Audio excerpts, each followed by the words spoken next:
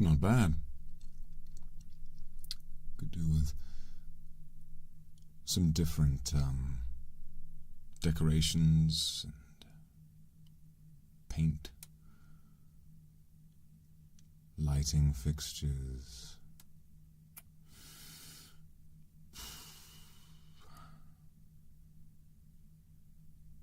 Could do with more of everything, really.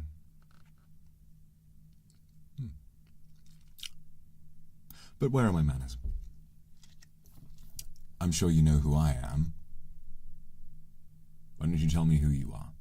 What's your name?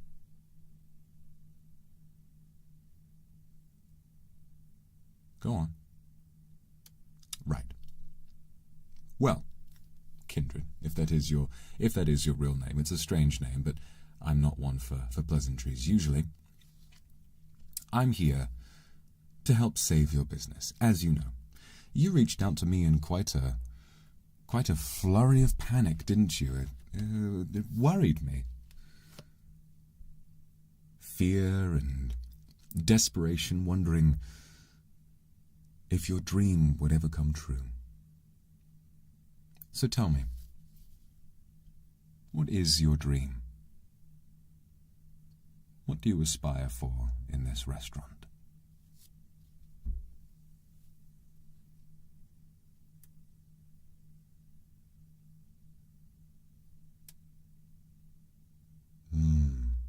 The greatest chef. Well, this is a very, very, very ambitious idea. So ambitious, in fact, you are aware of just how many chefs there are in the world, how many decades people work for in order to attain that. I have been in the restaurant business for 50 years. How many have you been in the restaurant business for? This is your only establishment, is that correct?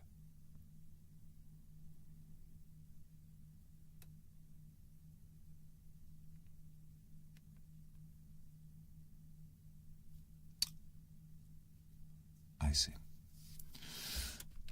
Very well. Well, you've caught my attention. You've caught my attention, certainly. And even though you are young, unprepared, a little pathetic, I would like to help you. This place, it has heart, certainly. I can imagine, in circumstances, maybe being able to pretend that I enjoyed eating here. So that's a start. What was your inspiration for this type of restaurant? What is your concept? What was it that gave you the inspiration for this place? I'd like to know.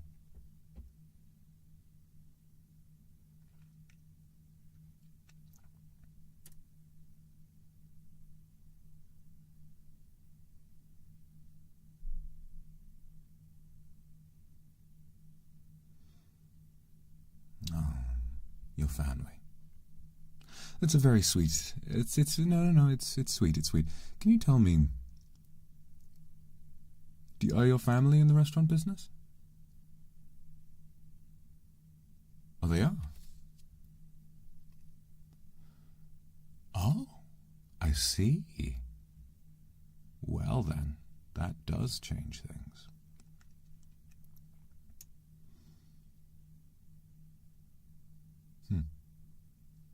Your father, is he... I didn't realize he was still in business. But no, that is quite a legacy to carry on from. Very well, then. I understand wanting to escape your parents' shadow. Right. What we're going to do is very simple. I offer this very, very rarely to people that I think truly deserve it. And whether or not you actually do deserve it is besides the point. So far, a lot of what I'm getting from you seems a bit...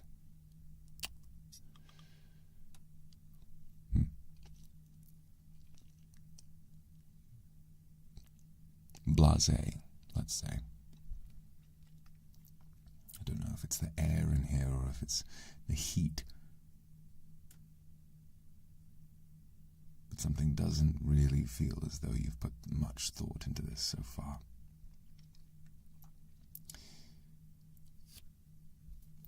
What I do is I come out and I attempt to rectify a lot of these issues because I believe everyone has potential. Cooking is one of the finest arts there is. It's a way of operating on the brink between life and death. You must have thought of these things often, surely. There must be something about cooking that inspires you.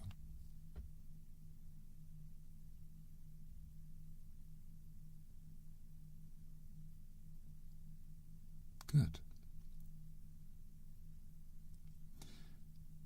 Well, while you might be naive, it does seem that your heart is in this. So I think I will lend you my services. What I do, as I'm sure you know, is I approach the owners of failing restaurants and I attempt to offer some of my expertise to them. If I manage to, perhaps I can turn your failing restaurant into a successful one.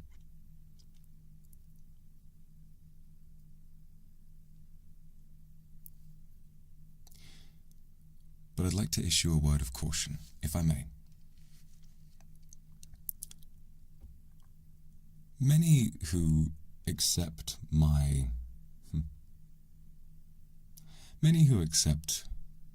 help tend to be a little unprepared, let's say.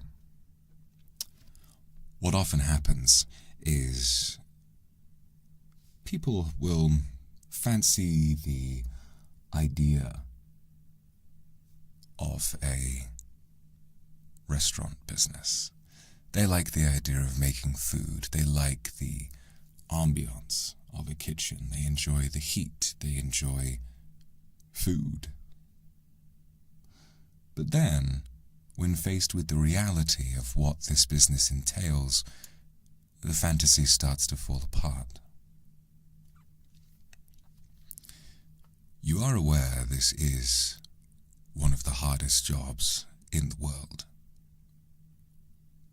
You are aware that to be a chef is not just to lay food on a customer's table, it is to lay your body on their table.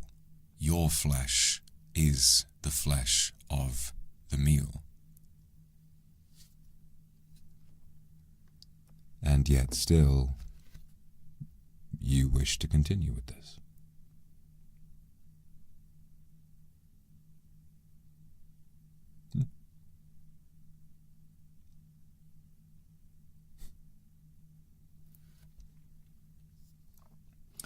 I like your spunk. We might just have some success turning you around yet. Are you aware of where I came from? I'm sure you've eaten at my restaurants before, but have you learned more about me, or did you just hear that I like to help people and then throw a question into the wind? I thought so. Well, that's all right. We can't all be expected to do all of our research, can we? I was raised, as you can probably hear, in the United Kingdom. I was raised in London.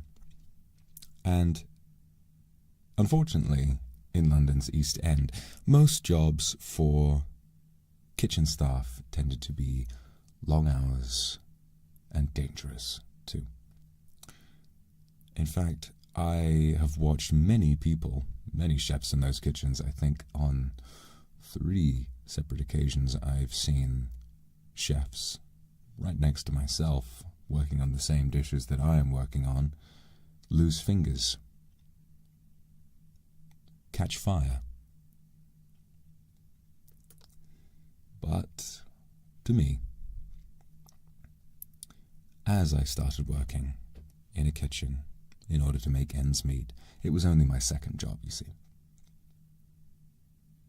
I realized nothing made me happier than seeing the look on a customer's face as they ate my food. So regardless of what I might have been through, what I might have seen, this is my life. This is my purpose.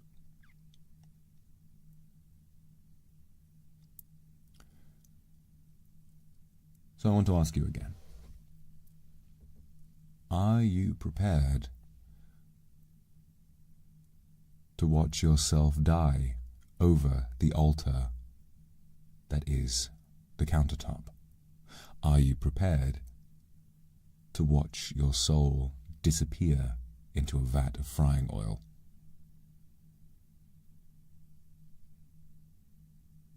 Very good. Well, with that out of the way, let's discuss more.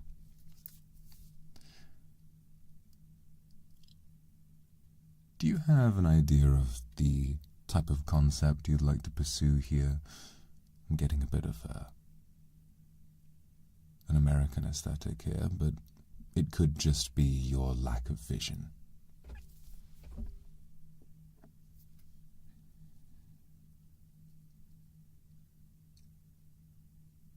Hold on. No, I'm going to stop you there. I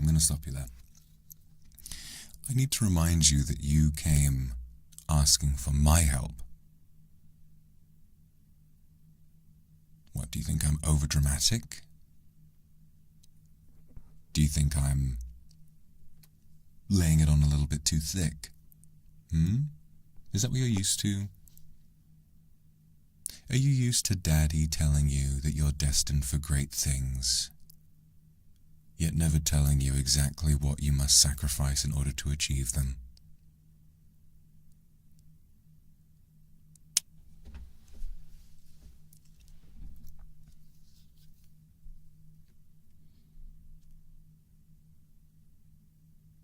Of course. No, I should have expected as much. When I am in your kitchen, I am responsible for everything. You may think that now this is your restaurant, your kitchen, your pantry, your customers. But while I am here, your restaurant, your kitchen, your customers, and you are mine. If you have any objection to that, that's perfectly fine. But I will have to leave. Does that make sense?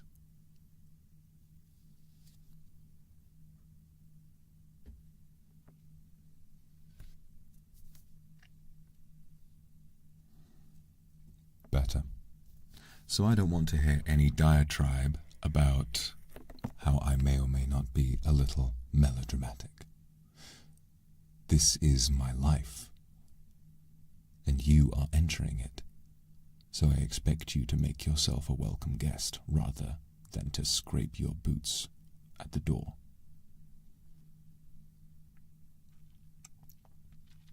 So returning to what we were saying before you so thoroughly offended me, if you had any restaurant concept at all, what would it be for this place? What type of cuisine, what type of food electrifies you the most?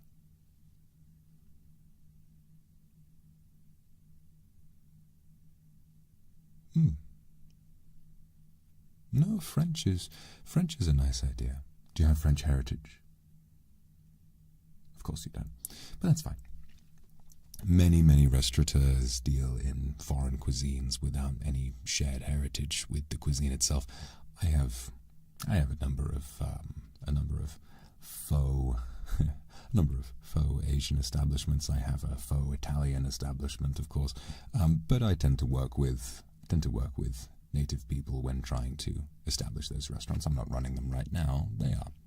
But we can work on that. We can find a real-life French person to make this a bit more authentic.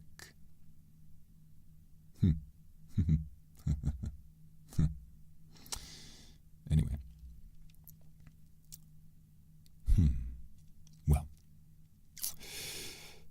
First of all, what I need to know is what kind of an establishment you're running here. Tell me about your staff.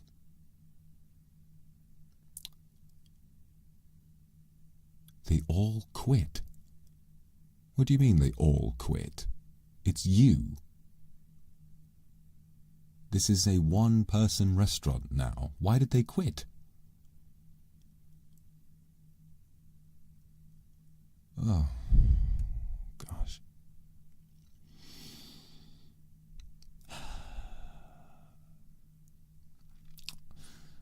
Well, you'll need a substantial cash investment in order to try and rectify that. Right. They all quit, unable to stand by you in your hour of need. Well, that is very sad. I'm sorry. But I suppose perhaps we can begin with a smaller concept, We can begin with a smaller concept, something a little more intimate, perhaps. That's a word we like to use a lot in the restaurant business, intimate. It's an intimate setting, intimate tables. You get to know the chef personally, blah, blah, blah. French, intimate, okay, I can work with that. What kind of French food do you know how to cook?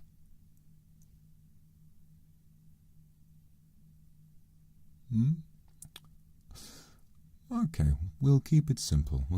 Perhaps, in order to avoid the pressure of the elegance of French dining, perhaps we can go for a little fusion, something fun. French-American. Perhaps just a steakhouse that sells filet mignon, huh? With a little bit of French onion soup as well. Oh, no, that's a nice addition, certainly.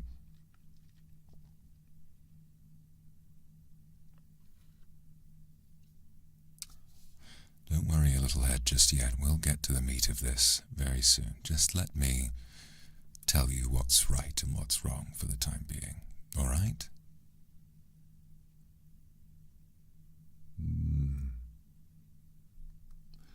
Yes.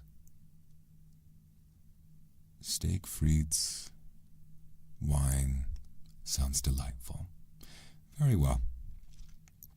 Right. I'm going to bring in some of my equipment, and then we're going to get started. All I want to do for today, as we are closed until... We'll be closed for a few days while I show you my tricks, and then in a couple of days' time we'll open up. So, I'm going to bring my things in, and then you'll show me into the kitchen, and that's where I shall tutor you. So go ahead and prepare the space for me, and I will be with you in just a few short moments. I like your attitude. Let's hope it lasts, eh?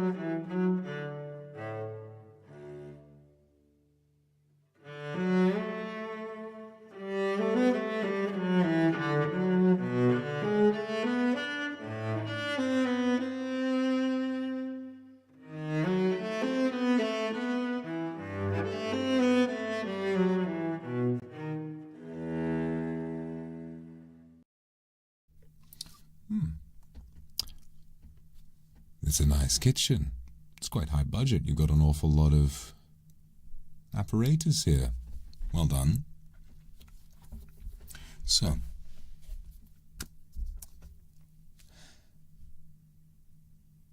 there's something I like to do with new protégés of mine. And this will be a bit of a litmus test. It's going to show me just what kind of chef you are, how prepared you are, or vice versa, how woefully unprepared you are. And the shocking thing about this is that this is very, very simple. I have here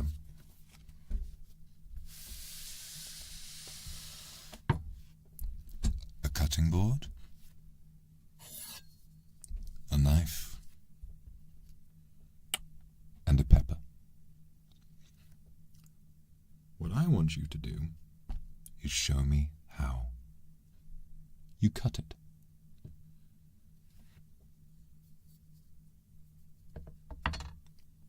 So go on. Take the knife and show me.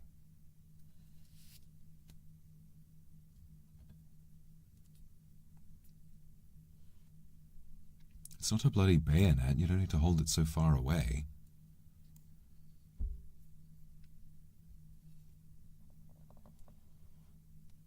Oh dear, oh dear. No, stop. What are you doing? You're going to have your fingers off. This technique is all wrong. Look at me, right? What you want is 3 fingers laid on top of the pepper.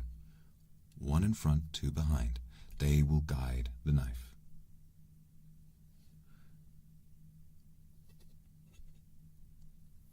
Bring it down gently upon the stem, just below the root. Magic, see? If I had not been here, and one afternoon you had decided, oh, I'm going to go ahead and make myself a little fry-up, you might have lost all 3 of your middle fingers. You're aware that working with a sharp knife is dangerous, yes. You realize that these kill people, yes.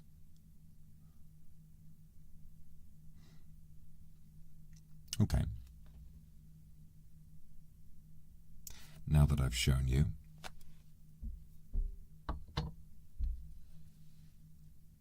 go for it again.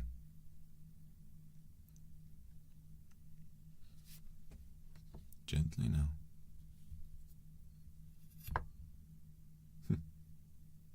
Very well. Now gently start cutting the pepper into rings.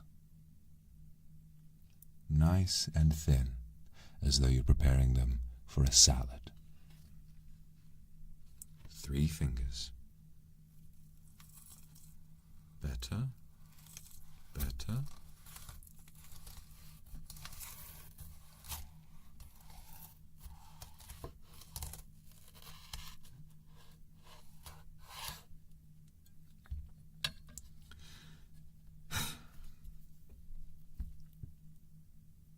Well,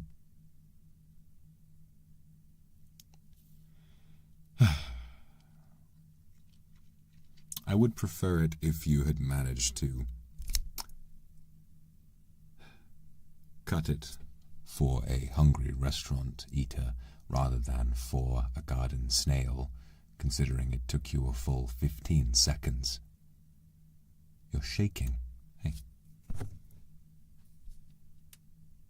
This is your kitchen. You should feel right at home here.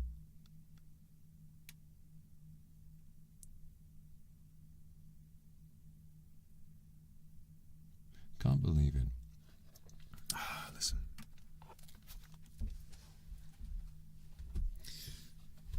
It does boggle the mind that I arrive to a restaurant owner who doesn't even know how to chop a simple bell pepper. Children learn how to do this. But I won't let it stop me. I'm here for your sake, after all. Go on. Do another slice. without shaking like a shitting dog. Slow down. Stop, stop, stop, stop, stop. It's a fruit. It's a fucking seeded pepper, and you're treating it like it's a beating heart. Put the knife down.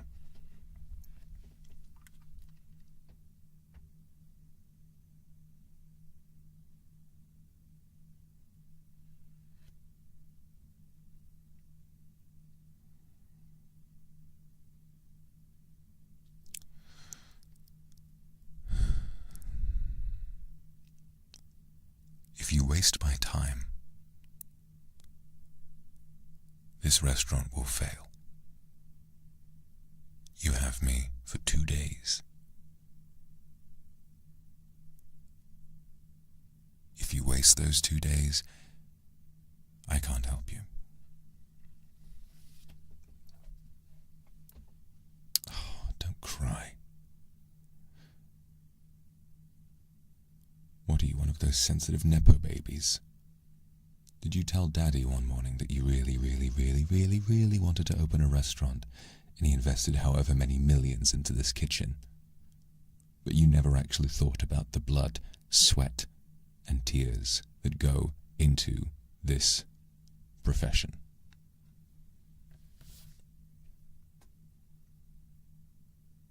No, I'm wrong. You think I'm wrong about you? All right, pick up the knife and cut the pepper like a normal fucking chef. Go on. Go on. Why are you flattening it like that? Why are you flattening it like that? Can't even get all the way to the end. Give me that. Give me that.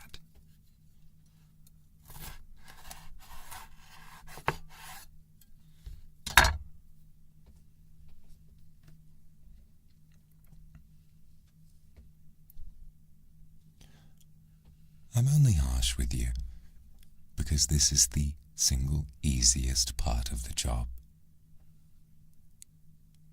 French food, some say it's the greatest food in the world. Some say the greatest food in the world is made in France. Have you ever made your own sauce? Do you know how emulsification works? You said you wanted to make steak frites, yes? What kind of a sauce would you include with that? Would it be béarnaise or peppercorn?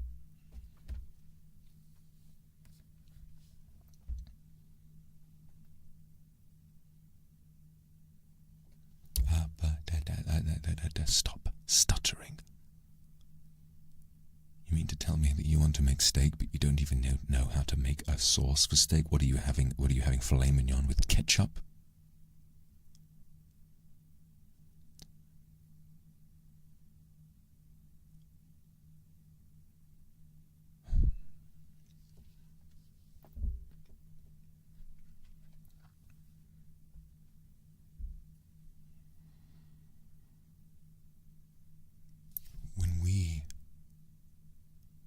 Do what we do. We don't pull ready chopped peppers out of a packet. We don't microwave. We don't make our steak in the fucking dishwasher. And we certainly don't squeeze sauce out of a bottle. Everything comes from the earth. Everything comes from around us. But microwaving is easy. You know what else would be easy?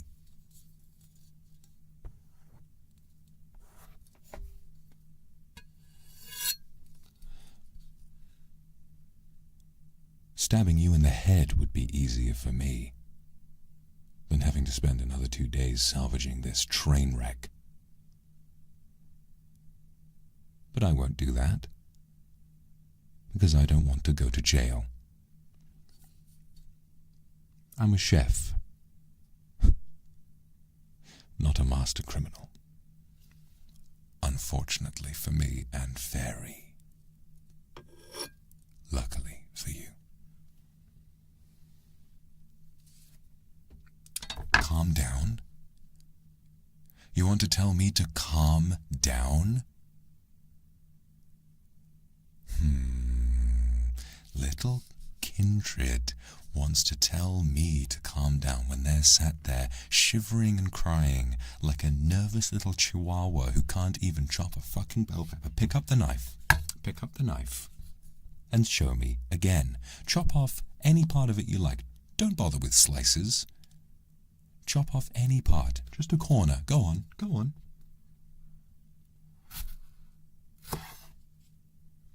Oh, and the skin is still attached, you idiot. Go again. Go again. In this time, 40 guests have left because they've been waiting for a complex meal, each one of them, and all you've done is cry into the seeds of this bell pepper.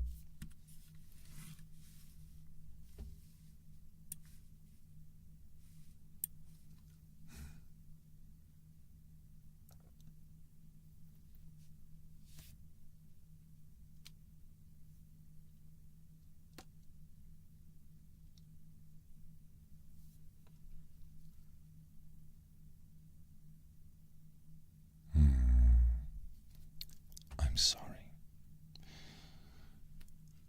I know I can be a little intense sometimes. But this is what you asked for. What? Get someone else. Who else do you think does this? Who else do you think has 17 restaurants with multiple Michelin stars open across the world who wants to sit down and help you?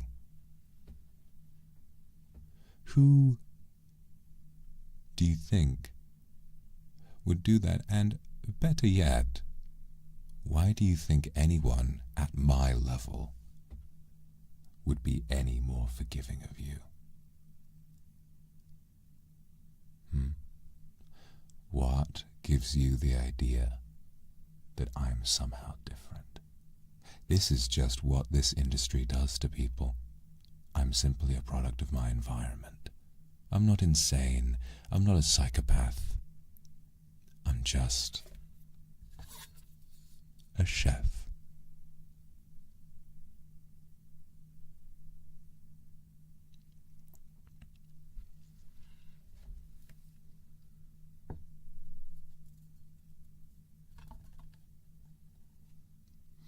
So, because a bell pepper is supposed to be a milder addition, what I'd like you to do is remove the hundreds and hundreds of seeds that you have left inside of it. I know I never told you to remove them before, but I figured this would be common sense for someone who owns a fucking restaurant. There you go, well done.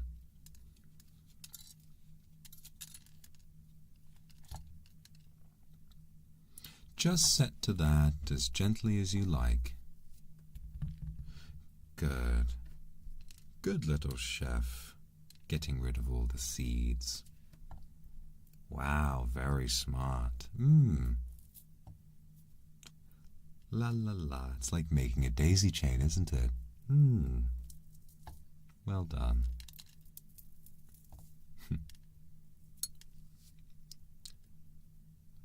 I wouldn't be patronizing you if you weren't so fucking stupid. Now pick out the seeds, you fucking idiot.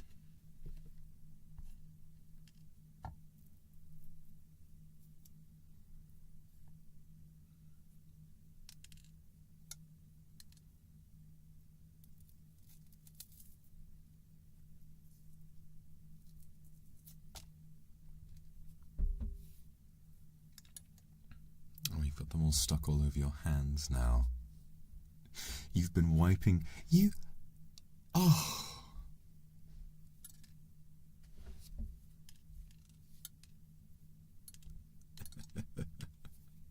Come here. Come here. Come here. you been wiping your nose on your sleeve, on your hand that you're using to prepare food? Don't stop shaking. Don't try to get away from me. I'm teaching you a valuable lesson. Maybe you didn't notice because you were so afraid of this really, really scary chef who you asked to be here. But this entire pepper that a farmer somewhere in the world broke his back trying to prepare for this kitchen is now covered in your tears and your snot.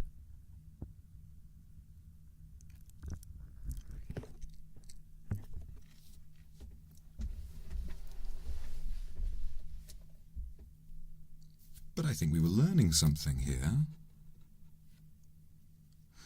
I think we were learning something. Keep chopping it.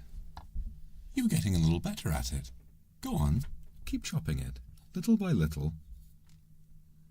We'll have a nice set of snotty bell pepper slices, and then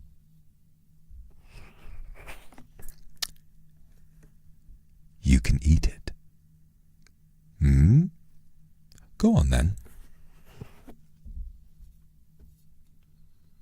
That's it.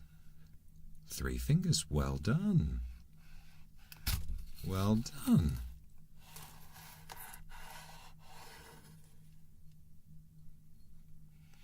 All right, I think you are getting a little better at this. Oh, well done.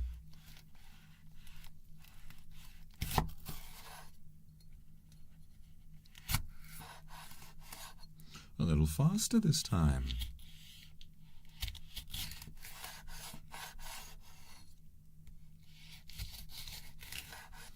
Ah, brilliant.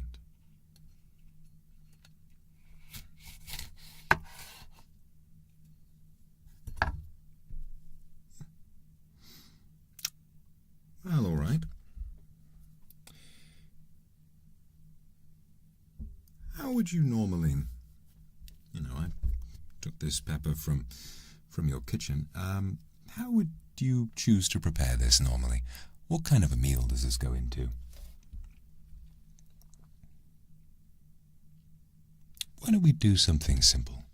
A good old fry-up, shall we? Yes, just stick it all in the pan. Let the pepper do the work. It always tastes good.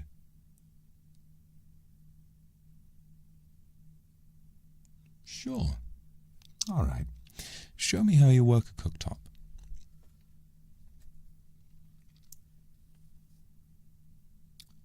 Put the stove over here. Very good, very good. Can you turn it on for me?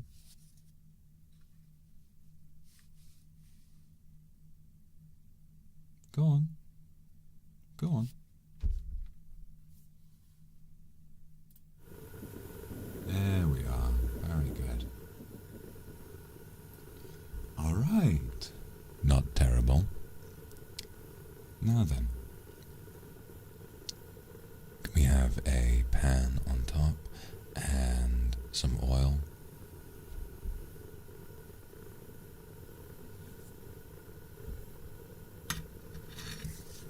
Okay. Now, all I want you to do is take this haphazardly chopped bell pepper covered in your tears and just chuck it in. That's what you normally do when you make yourself dinner, isn't it?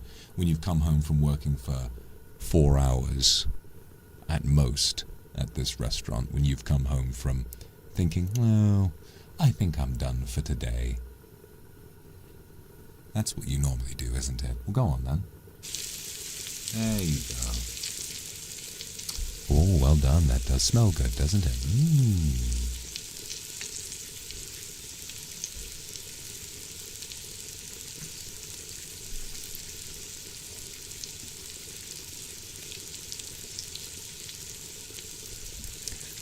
Are you going to stand there? Are you going to stir it? Go on.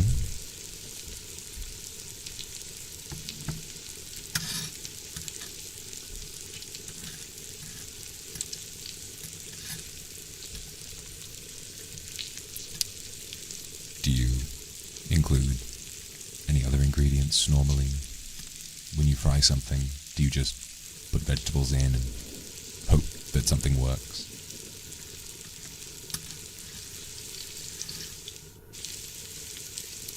Oh, onions. Good idea, good idea. Onions. Do you have any onions? Good. Would you care to start chopping those now that we've already started frying? Or would you like to test my fucking patience again and see what fucking happens next time?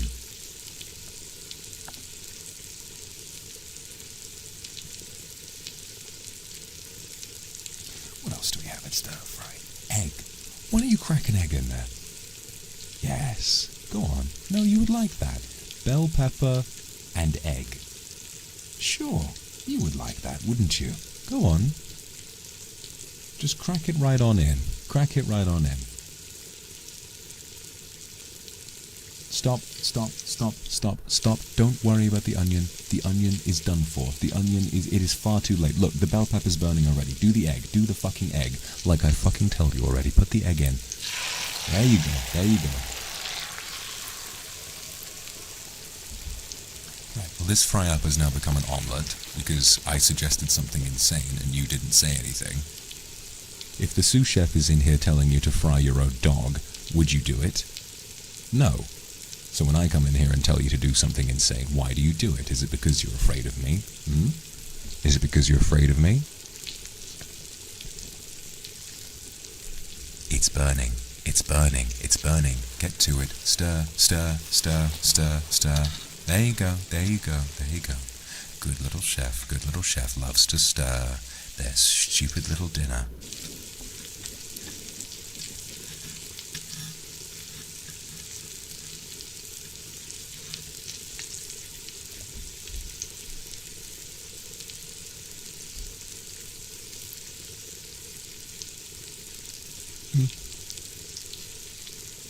Oh, I'm making it more difficult, am I? Oh, I'm making this harder for you. I'm making this harder. All right, come over here. Don't pay attention to that as it burns, because you've officially pushed me over the line here. If you worked in an actual successful restaurant, which is what you want, by the way, if you worked in an actual successful restaurant, it is a life of being screamed at and screaming for hours and hours and hours and hours. Me hitting you with a few snarky comments is the slightest 1% of what a real chef goes through every single day. Don't look at it, don't look at it, look at me. Look at me. Don't look at the food that you made. Don't look at the mess you made. Look at me until I'm finished. And when I say that, and when you answer me, you say, chef. Is that right? Good. Listen, listen, listen. It's burning, but you have to listen to me. I once had a sous chef who came into the kitchen in tears because a customer had 86'd a meal that he thought he did very, very well on. But the customer doesn't care. The customer doesn't give a shit about what you think. They don't give a shit about your art. No one does. They come in to turn your art into shit in their intestines and then go home. And if your food doesn't feel very nice while they're turning it into mush, then they will hate you far more than I hate you, and I want to fucking kill you.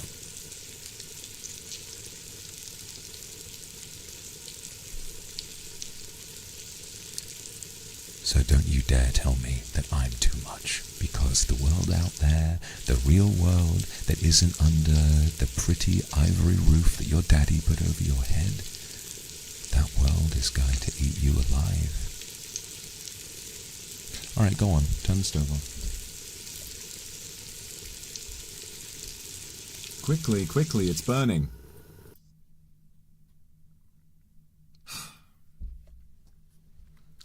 And And there we have it.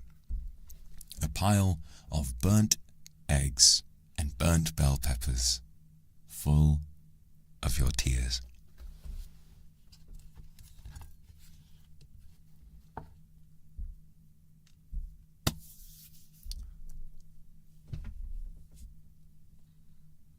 Oh, look at that. Is that eggshell? Oh, you do make me laugh. You do make me laugh. Hey, up. Sit down. Have a seat. Tell me how you would plate this. If you had no other option but to serve this, how would you plate it to make it look acceptable? Go on.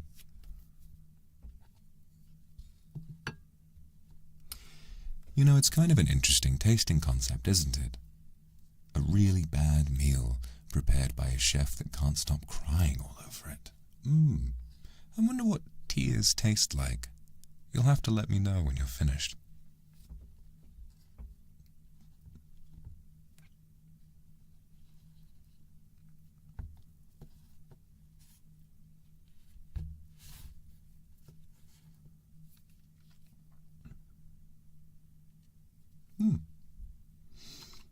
It looks good.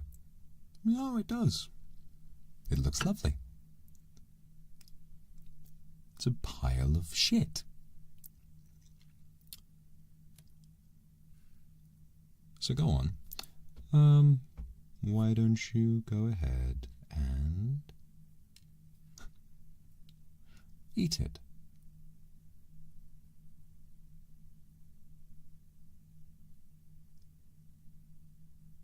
Oh, don't force it down like that. In a restaurant, you're supposed to savor. You're supposed to taste. Don't you want to enjoy the taste? Chew it. Slowly. Go on. Chew it. Slowly.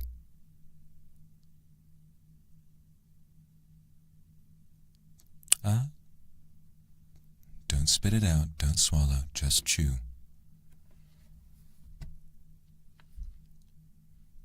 Look at me.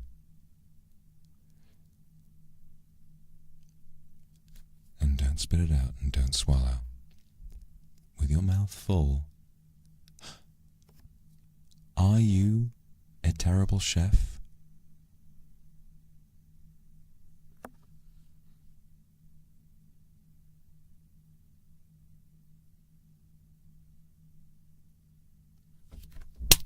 The answer is yes, chef.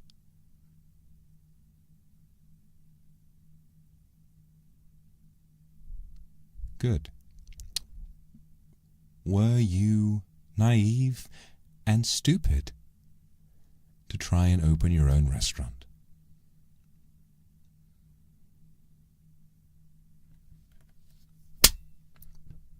Correct. Were you naive and stupid to ask for my help as though it could ever change anything?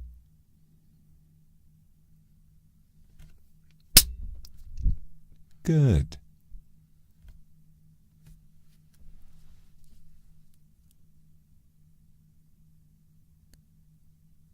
All right, go on and swallow.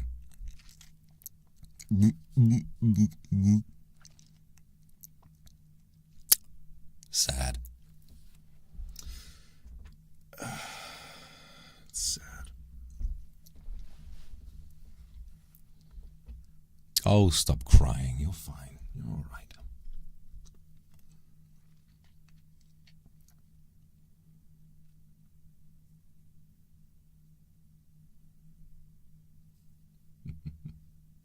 Well, I think we've learned very well, haven't we? Yes. I think you've done very well today. You've put up with a lot of abuse, but this is just the beginning. So, would you like to go ahead with your little plan and attempt to reopen the restaurant tomorrow, or do you want to give up.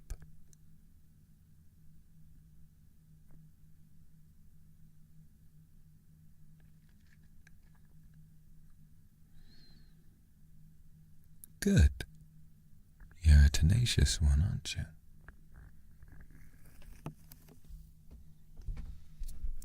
That might be the most, well, the only thing you've said all day that makes me think you might have what it takes to be a chef.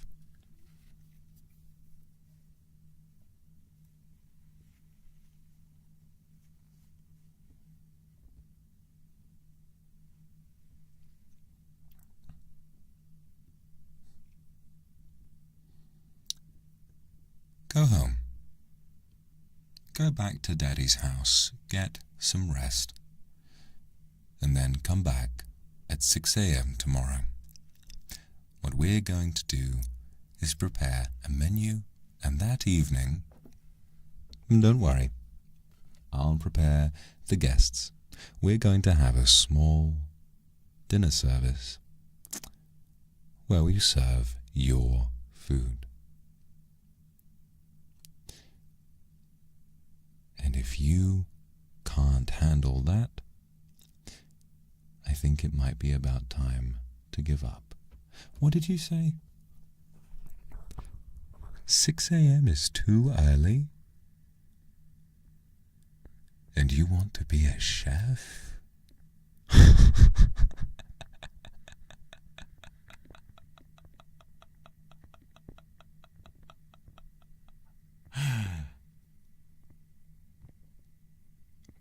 Most of my restaurants start at 4. And even then, those chefs have to rush. Welcome to the life you've decided on.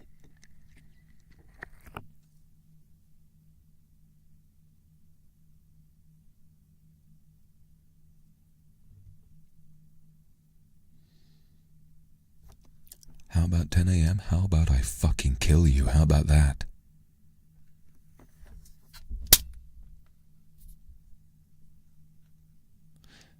Go home and run some warm water on that face. It's looking quite red.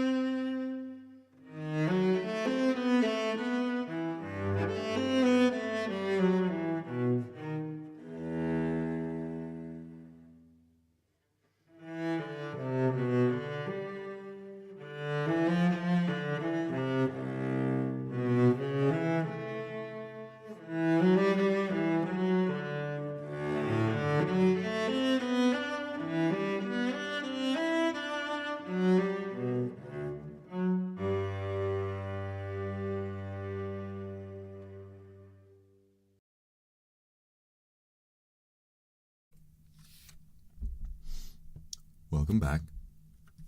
I trust you had a restorative sleep,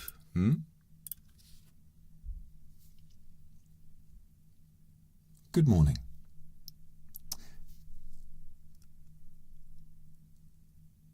Let's begin by acknowledging how much of a disaster yesterday was. While you did let me down, you let yourself down, and somehow you let your parents down as well, I still think that you might have what it takes. Now, the question is that genuine, or is that my sick sense of humor wanting to see just how badly you can flop tonight? So you have a choice. Either you can allow what I'm saying to get inside your head and convince you that you are the pathetic, entitled, quivering, sniveling, disgusting little want-to-be chef that you are, or are you going to work hard and prove me wrong? Today is about finding out.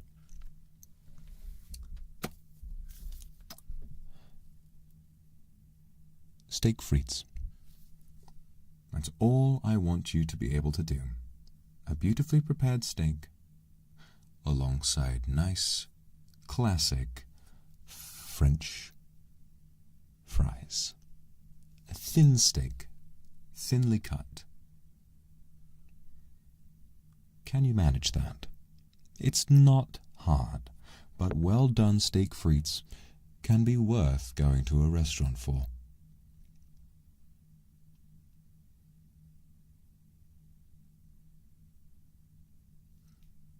Very good. And you've remembered your language this morning. Very good. Right. To start with, all I want you to do is retrieve the steak from the fridge. And don't worry, I have left one in there earlier. We're not going to bother with dry aging because, of course, we don't have 28 days to spare, but you don't necessarily need to dry age steak to make it good. What we're going to do is leave that steak on the countertop for at least 10 minutes to allow it to reach room temperature. If you try to fry a steak before it is room temperature, it will be burnt on the outside and raw on the inside. But you should know that if you had ever spent any decent amount of time trying to learn to become a restaurateur before. But we're not going to get hung up on that now, are we? First things first. Leave the steak where it is. And now what we need to do is season. What you want to do is add a decent amount of salt and pepper and garlic powder to each side, and then allow it to gently rest. Rubbing it in can help a lot. You know I'm an expert on rubbing it in. No, we don't season the cutting board. I know you might have seen some interesting YouTube videos with a charismatic, fast-talking Canadian man who seems intent on seasoning his cutting board rather than his steak, but no, we do not do that.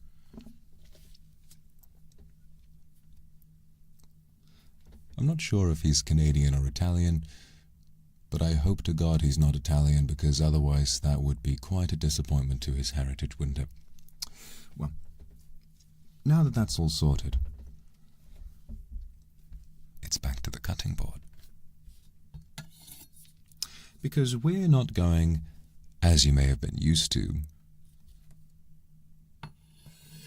pull a bag of frozen French fries out of the freezer. No. What we're going to do is make our own. Before you can see a nice set of potatoes, and you'll be pleased to know that we'll be making skin-on fries today.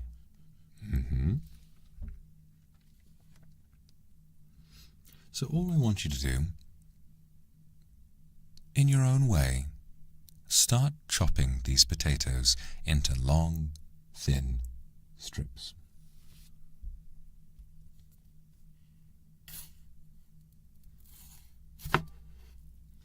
That was decent. Well done.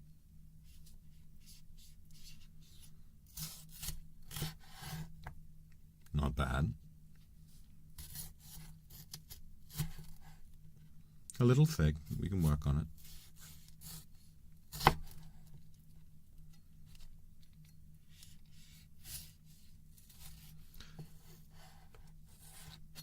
You must have been up practicing all night.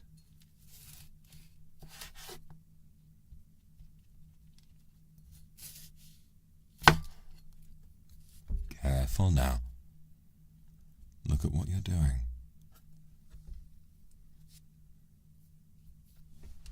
Now this may surprise you.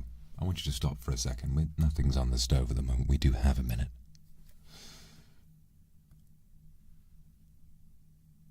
What I think of you doesn't matter. Every time you start doing anything in this kitchen, you look to me. Does the chef think I'm good? Is the chef going to forgive me? Is the chef going to be nice to me now?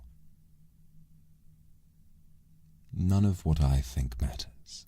What matters is what the customer thinks. If you're constantly looking to me, you may well find out that I do in fact think you're abhorrent, talentless, and overprivileged.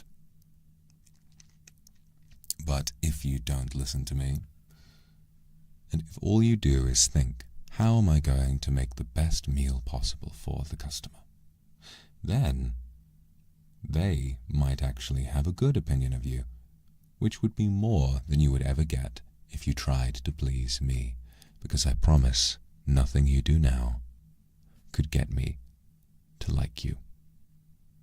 So it doesn't matter. Don't worry about it. Just get back to chopping.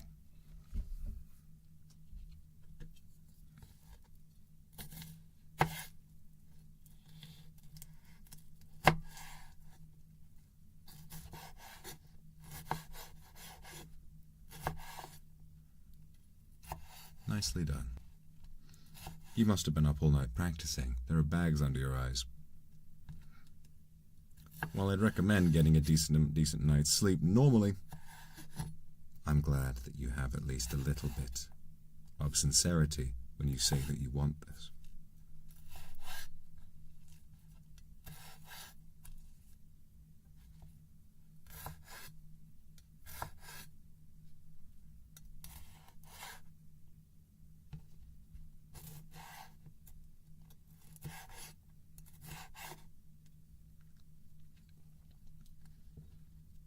Okay, that'll do. Now, do you have your... yes, your grease traps. Well, we're going to do this the old-fashioned way. Like we're working in fast food. We're going to make fries in a lovely, delightful grease trap. But not yet. First of all, I'm going to teach you a little trick.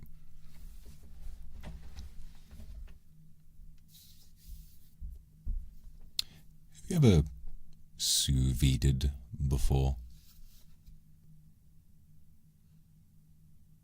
No, I didn't think you had. Air fryer. I hope that's a joke. I sincerely hope that that's a joke. Unfortunately, I'm not laughing. Sous vide is without a doubt the superior way of preparing steak. When the steak is adequately warmed to room temperature, what we're going to do is seal it in a plastic bag, dip it in this handy-dandy portable sous vide machine that I brought in this morning, and what that's going to do is very gently cook the steak. What's interesting is that this is the same principle as a dishwasher steak. Only this is the way of doing it properly. We're going to sous vide, let it become nicely cooked throughout, and then throw it in the pan very briefly in order to reverse sear. And what I'm telling you right now is very important. You have to remember the order that we do this in, because if you start the fries too early, they will burn, Or if you take them out too early, they will grow cold while we're waiting for the steak to sous vide. If you get this wrong on the night, I dread to imagine. Oh, I dread to imagine what will happen to this establishment.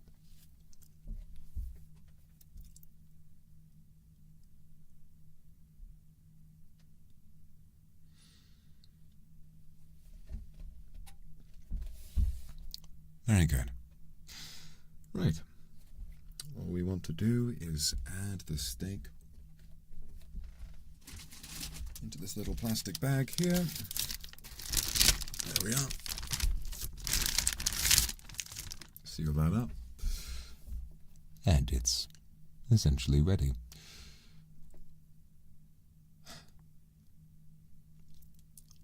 All you have to do here is turn the machine on and lay the steak inside, and the water will do the rest. It's all very fancy modern machinery. God forbid you had been working in a restaurant before the invention of this machine, but I digress. We're not where we are in life. We are right here, aren't we? Yes. Should take a little while, around 15 minutes.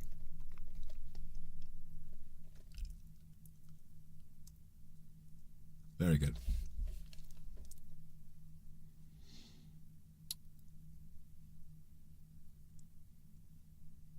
Let's turn that on, and good. There we are. It's quite quiet running this one, and the water doesn't boil, it just heats to just the right amount. So that's going to quietly work in the corner. Very good, very good. You're doing quite well. Right. While that's running, we do have a little bit of time.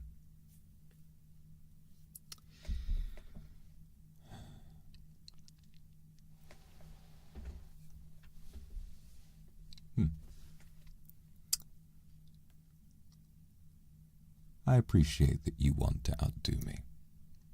I appreciate that you want to prove me wrong. But in this business, it helps substantially to wipe the smug look from your face. There is no pride in this industry other than what you feel when a customer enjoys your food. There is nothing that separates you from the other chefs in your kitchen. There is nothing that separates you from the chefs in another restaurant, because all of us are meaningless. All of us are made to serve. Open kitchen concepts are becoming quite popular in big cities, aren't they? Whether it's having the kitchen be behind a window that the guests can clearly look into and see, or maybe omakase, watching as the chefs make your sushi for you.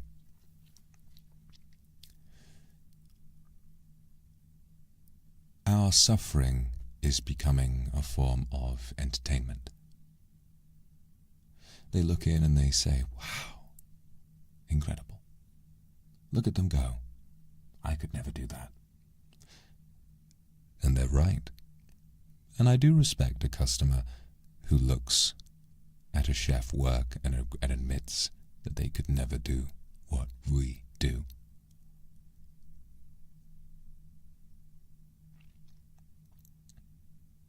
We're there to make food. We're there to give them a wonderful experience. We're not there to be gawked at like animals in a zoo. And when you're out there, whether you are running between the grease traps in a fast food restaurant listening to the orders come in with a beep, or whether you're in the finest restaurant in the world, you're still wearing the same uniform. You're still trudging over tiles that look the same, and you're still pulling the same food out of the same grease traps. So don't let me catch you trying to one-up me again. Have I made myself clear?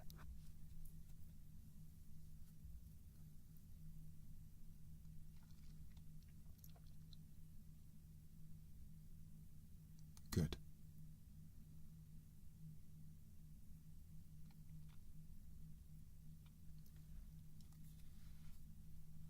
And you had best follow through in that, lest the misery of this profession finally get to me and I decide to kill us both. But I don't think I'll need to. I think perhaps this whole place might go up in flames, and then we'll both die regardless. But I certainly hope that doesn't happen. Right. Why did you flinch when I clapped? You have to be ready for this. If I clap to get your attention, you turn to it. You don't jump like someone's just tried to stab you in an alleyway.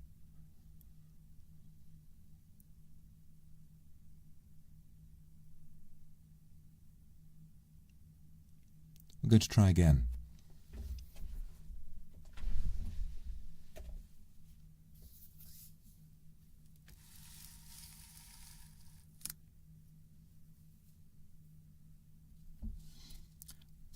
Look at me. Keep your arms by your sides and don't move.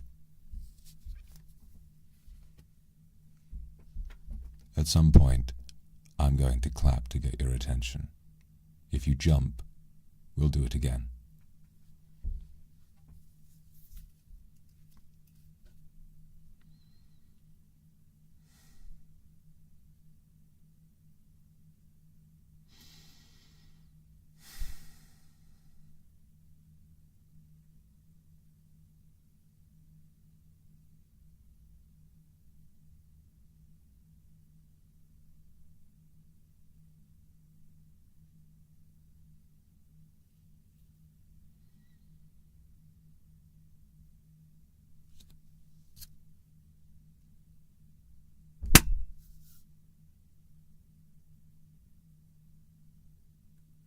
Good. Very good.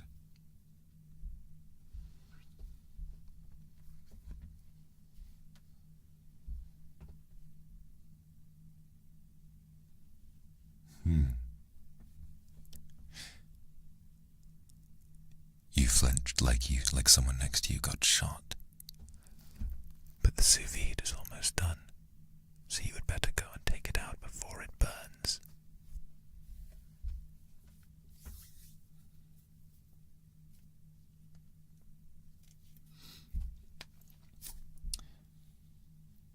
Yes, that's fine. All you have to do is take it out and leave it on the side. It's in a bag. It's not going to get dirty. Yes, just leave it on the side. Okay. Next, we're going to prepare the fries. So, all we have to do is make sure that we've got our grease traps on. So why don't you go ahead and fire those up right away. Go on, fire them up. The oil's not going to kill you. It can't leave the grease traps unless it's on too hot. Go on. There you are.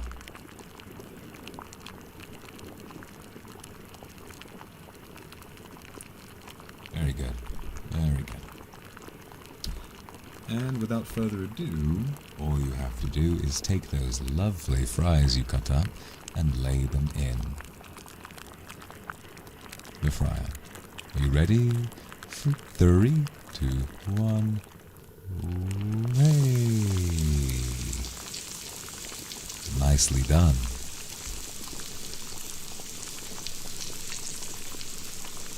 Do you like to give the fries a little shook shook? You know, while they're in there, you grab the basket, give them a little shook shook shook shook. Like someone at home who's never cooked for someone else a day in their life, but they shake the air fryer basket and they feel like calming off of the bear immediately. Chuk, chuk, chuk, chuk. Do you like that? Do you like that? Yeah, go on, give it a shook, shook, shook, shook, shook.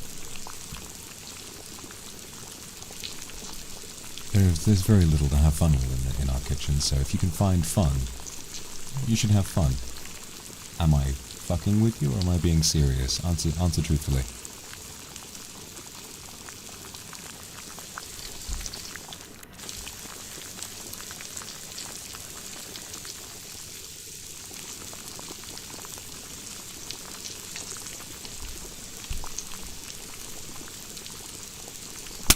The answer is, I'm fucking with you, chef.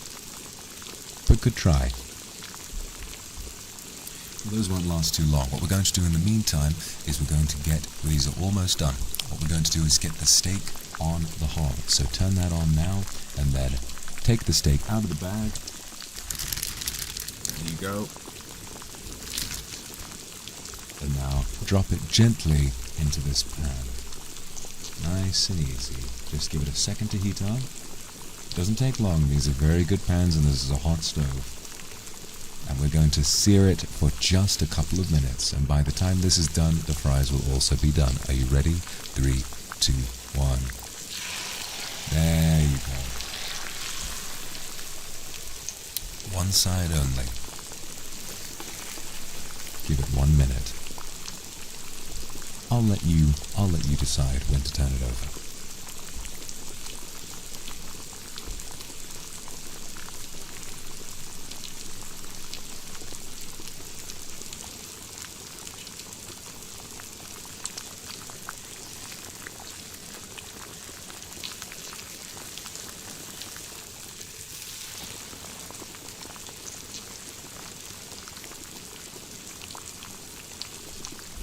Any second now.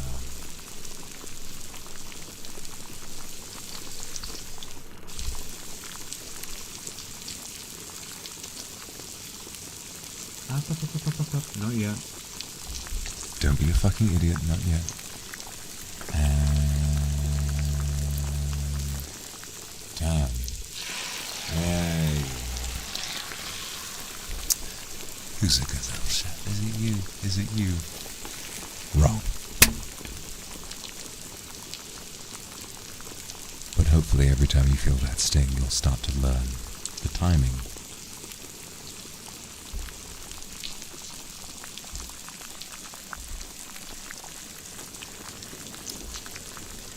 You address me as chef. If I hit you and it hurts, you say, ouch, chef.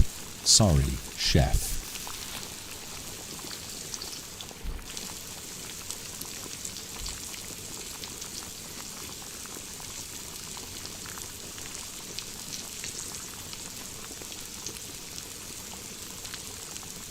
Good.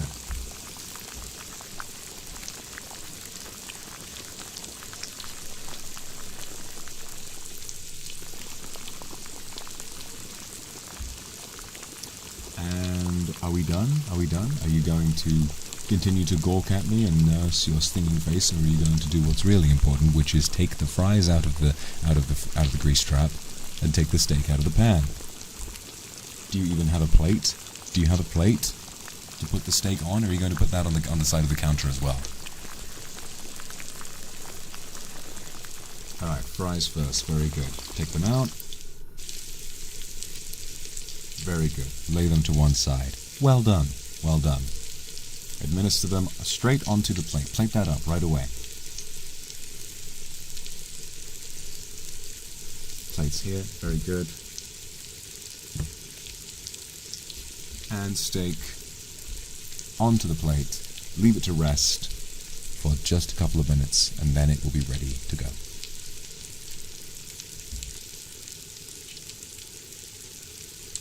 All right.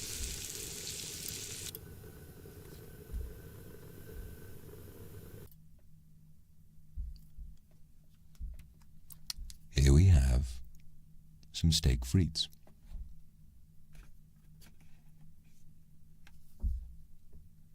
I'm going to give it a minute. And then I'll taste test. For the purposes of today, or for this morning rather, I am your customer.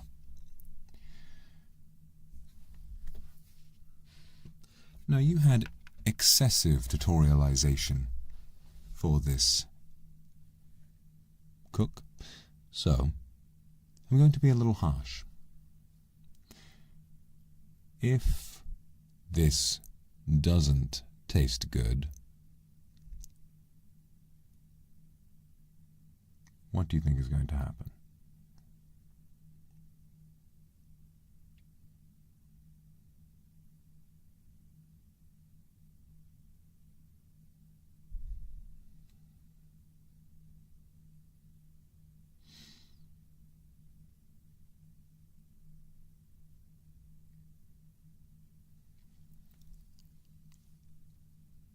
No. If it's good, I'll smile, and I'll say, well done. If it's bad,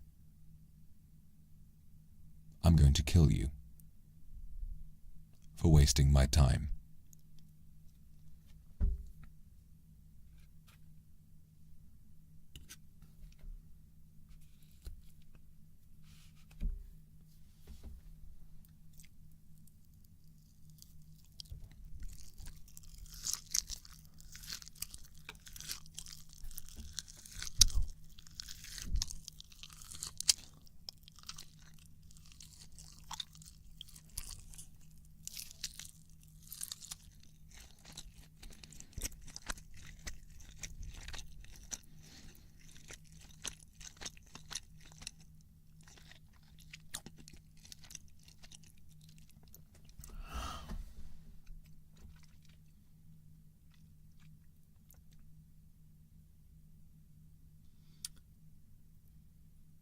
You live another day. Well done. Right. We have a lot of work to do before restaurant service this evening. All I want you to do is to stay where you are and continue practicing. Remember the order that we did this in, right? We take the steak out of the fridge. We let it get to room temperature for 10 minutes. We season. Then we chop the fries and leave them to one side while we prepare the steak. Then we add the steak to a plastic bag and sous vide. Once the steak has finished sous vide, we add the fries to the grease traps and we add the steak to a hot pan to reverse sear.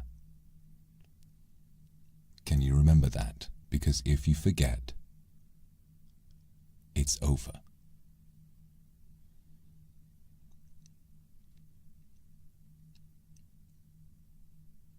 Good.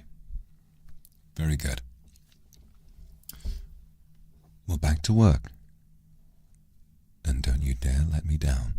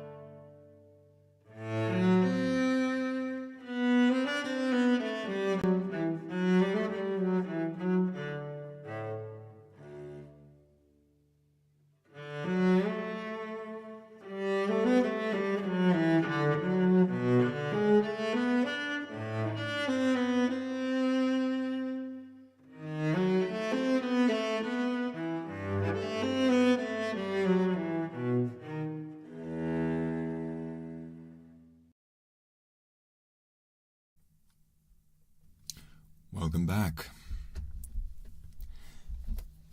We brought in some new ingredients and the customers are seated and waiting next door.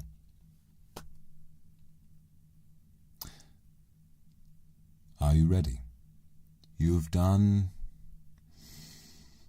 kind of, maybe, sort of, not so great.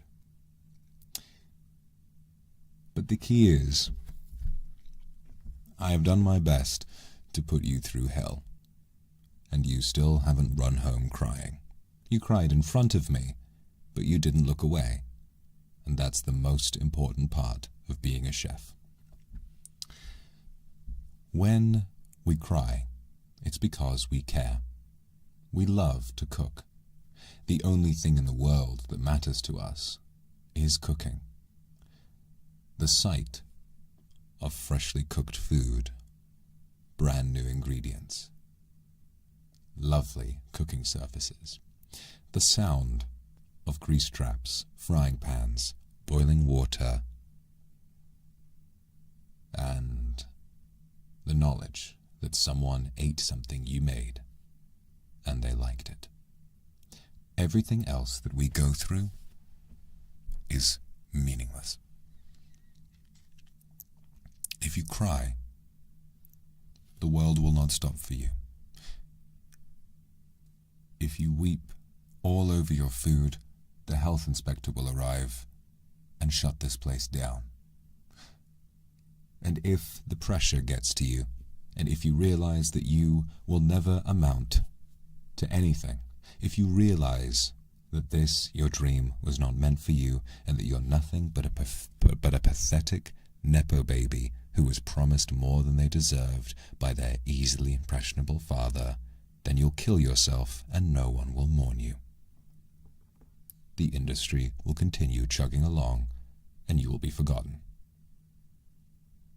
But you have a choice. Today, you can choose to be great. So, let's get to work. What's first?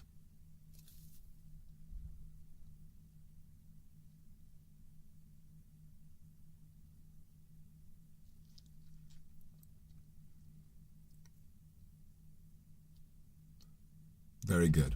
Take the steak out of the fridge and season. Get on with it. I'll be right behind you, but I will not give you any tips other than what you've already learned.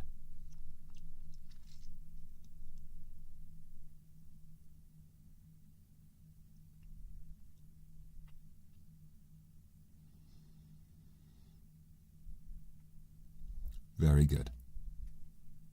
Now that that's sitting, what's next? Cut the fries. Very good. Take out the potatoes. You have your knife, you have your cutting board. Get to work.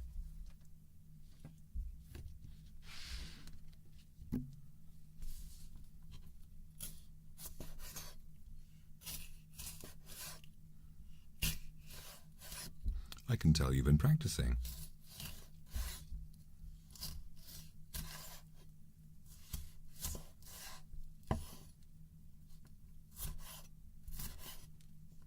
You're a lot quicker now. You're a fast learner.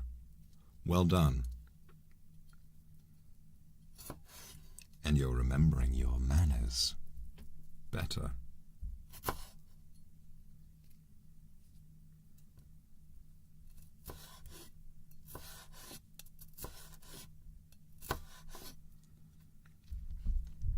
You can't hear them. The acoustics in this place, they're quite good, aren't they? The soundproofing in the kitchen is quite good. That means that if I did choose to take out a gun and kill you, no one in the kitchen would know, and I'd be able to make some better steak frites for them and they'd go home without any complaints, but obviously I'm not going to do that.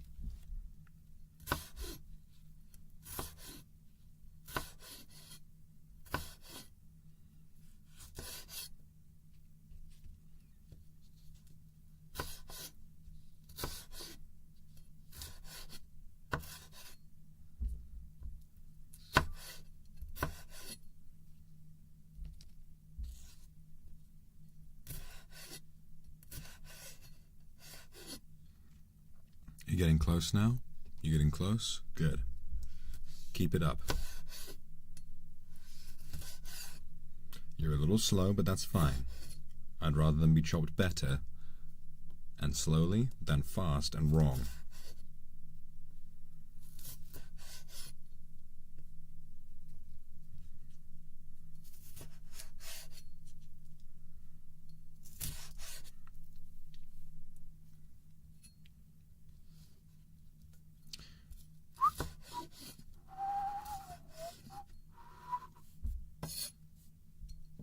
done? Good. Looks like we have some time to kill.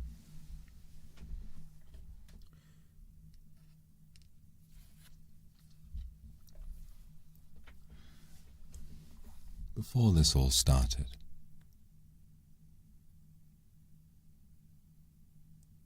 what did you imagine being a chef would be like?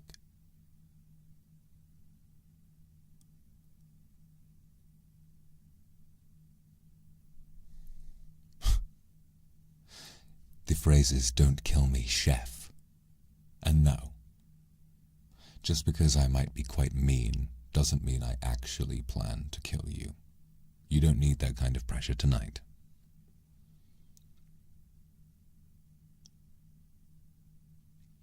Not like this.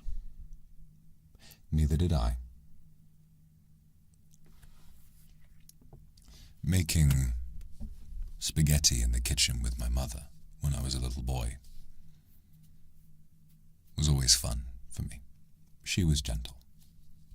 If I spilt the sauce, if I dropped the noodles, if I broke them, she would laugh. And I thought maybe I want this to be my life. But then, when I finally did work in a kitchen, I was rudely awakened by the reality that this industry is one that takes everything from you. And I'm impressed, truthfully, by what you've been able to do. I'm impressed by how you've been able to notice that, and yet to still persevere. I had you taken for an overprivileged, pathetic, selfish, narcissistic person who believed they could do whatever they wanted. That with a little money from Dad, you could do anything. Open a restaurant. Why not? Anyone can do that. And yet, since learning that that is not in fact the case, you have continued to do your best. And that's better than anything I could have imagined, given the first impression you gave me.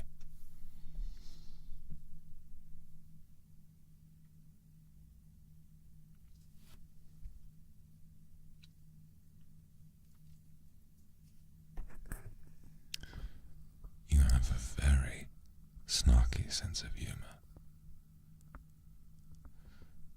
And while I might just be using flowery words, while I might just be trying to get under your skin by saying that I'll kill you, one day you'll work in someone else's kitchen. One day you'll bring this naive, childlike sense of discovery to another kitchen, and the chef who runs that kitchen might actually decide to kill you. The final thing you must know about this job, about this life: you will always be unsafe. You will never find true comfort and stillness.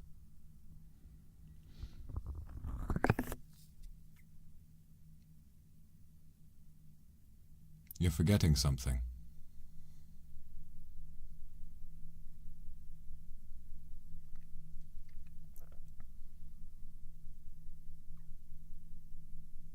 Yes, it's time to sous vide the steak. Well done. Hop to it.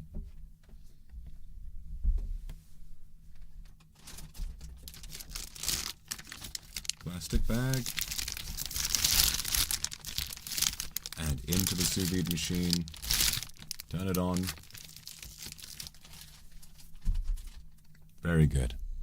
And allow that to run for a moment.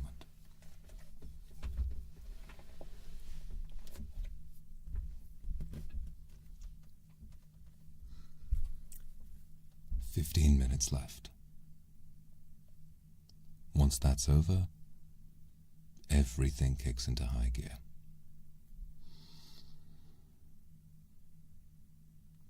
Prepare the fries. Very good. Fries now. You already chopped the potatoes. Are you feeling all right? You're a little bit. You've got a bit of a temperature. Is it just very hot in here, or is the pressure starting to get to you?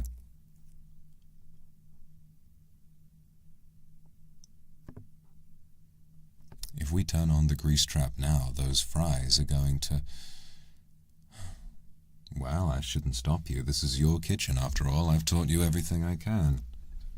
Go on, then, if you want to, turn on the grease trap.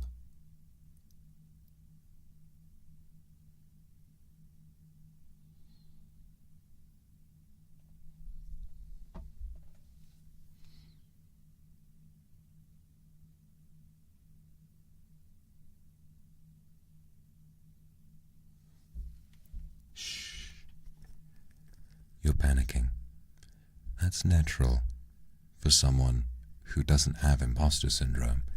That's natural for someone who is an imposter, like you.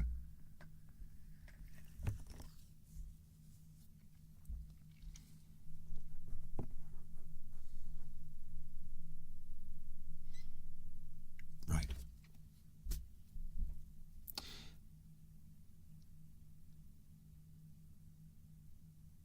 Next. What else do we need to do before the steak is done?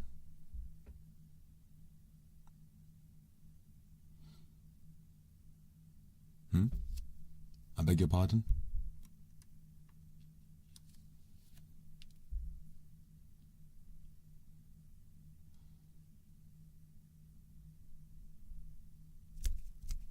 Come on, you're not getting it. What do you... Oh no. Oh no. What do you mean you didn't make the sauce? I told you this morning to make the sauce. Did you... Oh no. Alright, we don't have much time. Do you have anything that you can add to the fries? Anything at all? Oh, for God's sake. I knew I was wrong to try and trust you. Look in the fridge. Is there anything? Anything at all? Do you have anything at all that you might want to add? What, a bottle of mayonnaise? What, a bottle of fucking mayonnaise? You don't know the first thing about what you're doing, do you? The steak. You're forgetting the steak. Go, take the steak out, now. I'll turn on the grease traps. Oh, for fuck's sake, for fuck's sake. This is all going to shit. This is all going to shit. How is the steak? It's burnt. Oh my fucking God. Jesus fucking Christ. Alright, just, it doesn't matter. It doesn't matter. Just get it, put it in the pan, turn it on. Oh my God. Jesus fucking Christ, I need you to get into high gear, now! Turn on the pan, now, right now. There you are, steak in. Fuck's sake, fuck's sake. We're frying. How is the steak? How is the steak? Is it looking good? Is it burnt still? The customers out there are going to think this is shit. They're going to think this is shit. What have these past couple of days meant to you? Is this nothing to you? Is this nothing?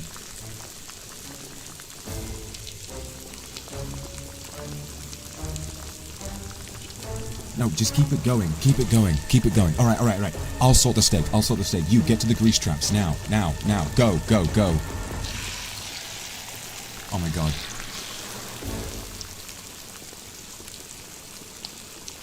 What do you mean? What do you mean you don't know what? What do you mean you don't know what you're doing? Stop suckering. That was a joke.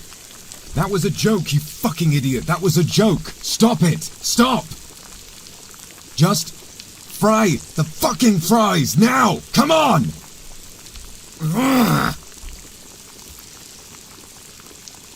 No. What are you doing? Why are you putting that near there? Oh no. Oh no, it's caught fire. Oh, you've set the fire alarm off, you fucking idiot. Oh no. Oh, for fuck's sake, oh, it's all going to shit. You fucking idiot! You've ruined everything, you fucking idiot! Oh my god, it's spreading. It's fucking spreading. Oh my fucking god. Oh my fucking god. Don't put fucking water in the deep fat fryer, you fucking idiot!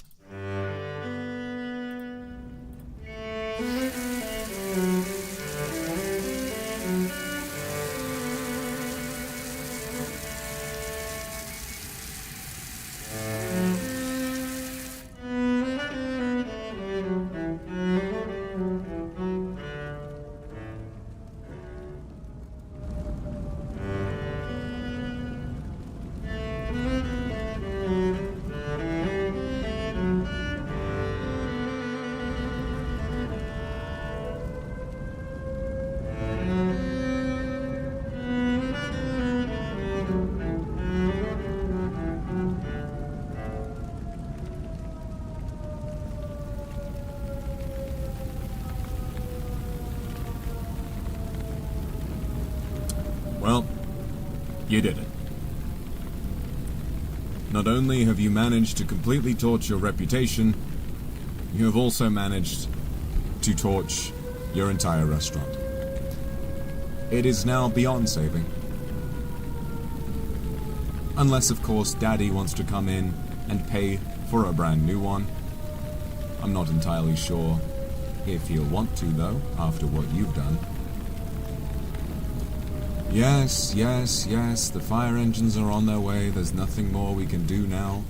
The guests managed to escape because I got them out while you sat on the floor and screamed.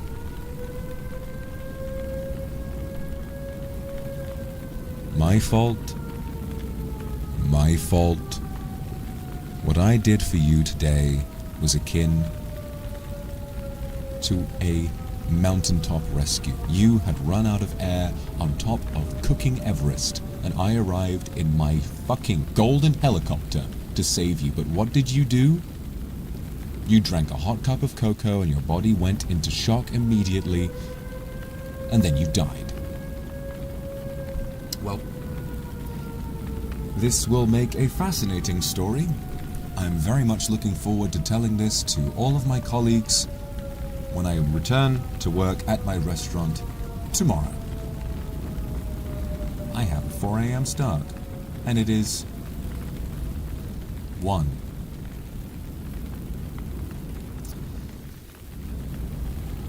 So it's been a pleasure meeting you, but before any further ado, I'd like to remind you that I'm aware you were a fan, but from this moment on, you are banned from all of my restaurants. Have a nice life. Fucking donkey.